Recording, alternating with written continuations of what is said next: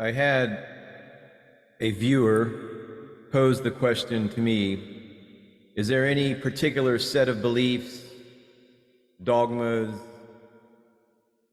religions, systems, or anything that I adhere to, that I prescribe to, that I hold as my operational standard, if you will. First of all, words are an imperfect vessel to convey gnosis, to convey an inner knowing, to convey the essence of what makes a person and what they are.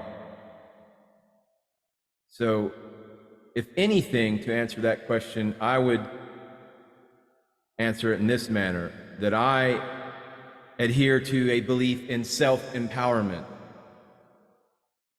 I hold to that belief, and that the mind, the mental faculties that we possess as the go-between between the physical matter of the body and the higher realms of the spirit, of the gods, to be poetic.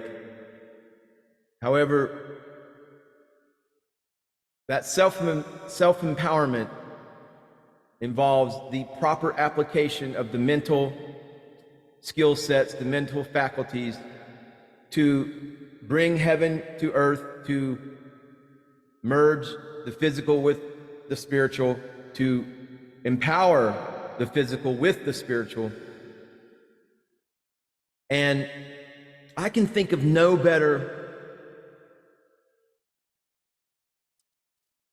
words, more appropriate words to share and to answer the question of that one dear esteemed viewer who asked the question of, is there a sort of religion or dogma or beliefs that I adhere to?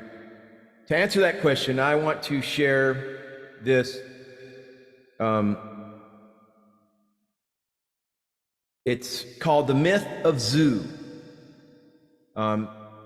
This is from Sumerian. This is from the tablets, the cuneiform tablets, transcribed, interpreted from those tablets, the myth of Zu.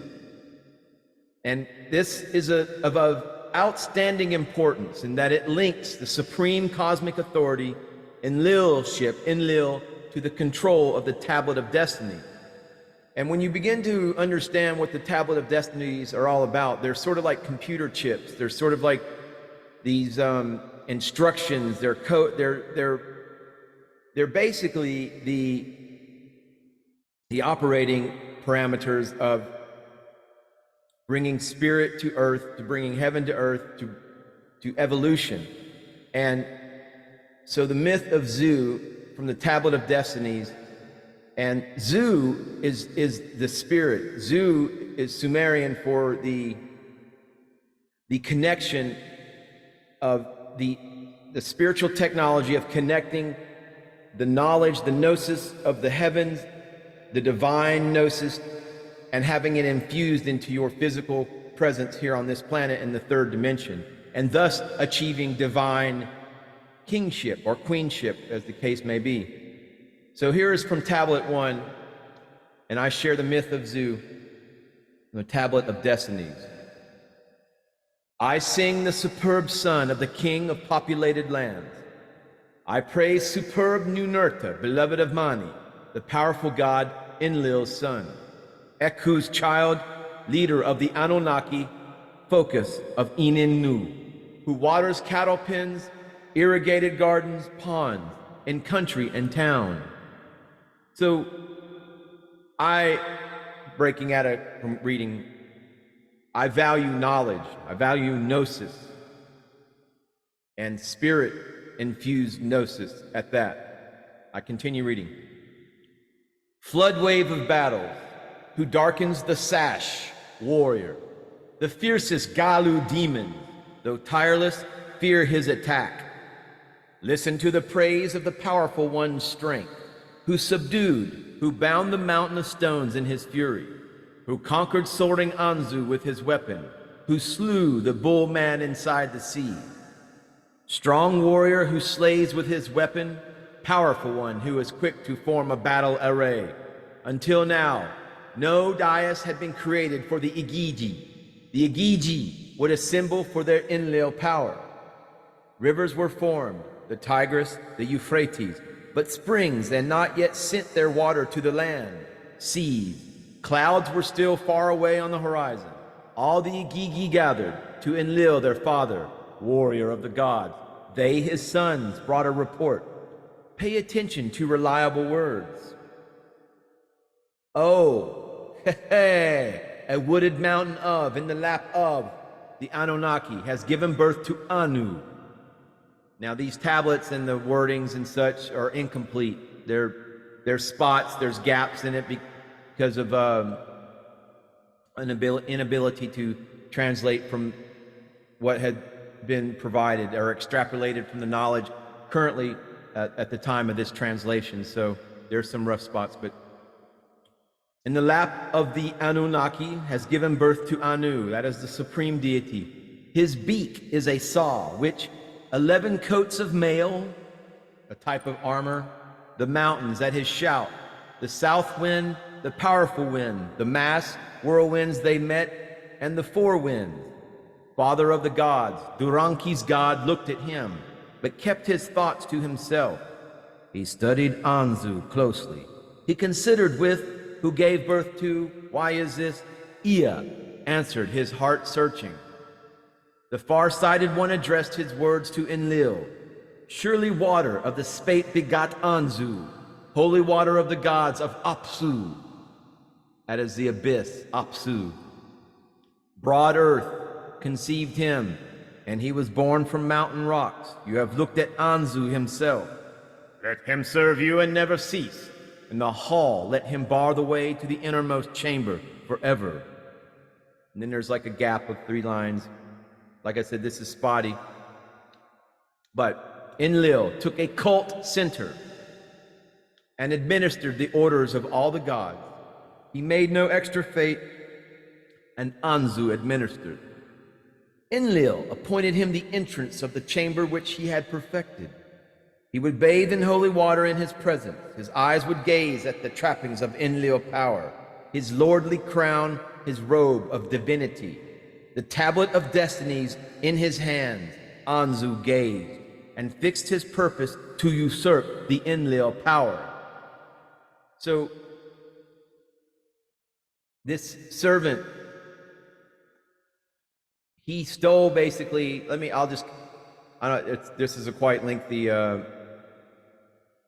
document with 11 full pages of these Sumerian tablets of destinies, but to explain this is Zu, the myth of Zu from the tablets of destiny, is this type of spiritual technology. And this servant of Enlil, he took the tablets of destiny, and it's sort of symbolic of taking this knowledge for your own and enhancing and empowering yourself.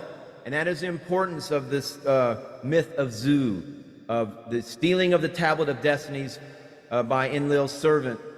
And it's similar to the sort of idea of Lucifer, the light bringer. And but so the story goes, whether it was Enki or Enlil who did it, but one of the brothers did not want mankind to be enlightened, and the other one took knowledge and brought and gave mankind knowledge. And whether that was a good thing or a bad thing at that time, I don't know, weapons of war and such and all that, and the teaching of women wearing makeup and spells and all this. But it certainly was a vast improvement when you consider that the whole lot of the humans at that time were elevated from living as base animals and giving a higher standard of living, and also the light of gnosis, of knowledge, of this power of Zu. To live like a god is above an animal, is to and it's all symbolic in the sense that we ascend our lower nature and put it in check, rather living in in constant chaos due to you can't control your lust, or you can't you have certain bad habits, but you're not, your lower nature is not put in yoke to your higher nature, what is the goal of yoga. So this would be my type of belief. This would be what I adhere to, is mastery, is dominance over my lower nature, of wisdom through the light of gnosis, through the light of gnosis is what I adhere to, of aspiring to living wisely, like Solomon of old, like King Solomon, and to adjudicate wisely in my life, and to empower myself with the power of Zu. And this is like a type of spiritual technology, and that's what the myths of Zu from the Tablets of Destiny are really all about.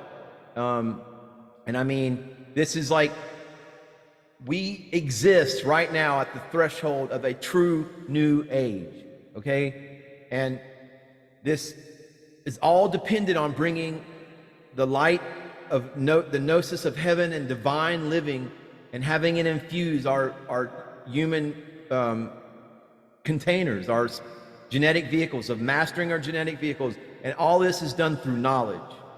Okay, so this is a new era that we're all about to engage in and be part of as meta-humans, in a sense, as superhumans, as you know, as we ascend to the new earth, the fifth dimension, and you know, and all these systems come online.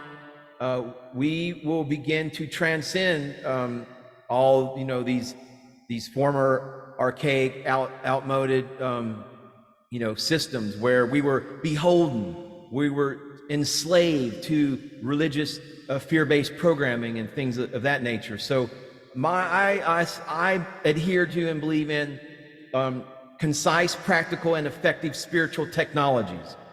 Okay, and that's perhaps not exactly a belief in what you might understand. However, this is the power of Zu, of influencing, or rather, you know, invoking the wisdom of gnosis, the light of reason, and empowering my life in that manner. And but this concept of Zu is Sumerian Babylonian. It means to know, like Zu, knowingness, awareness, consciousness, a concentration of spiritual energy and spiritual matter that is observed as life force, chi, prana, ki, vril, spiritual life energy, the essence of an individual I or self as a spirit and awareness. And that, my friend, is what I adhere to. Namaste, namaskaram.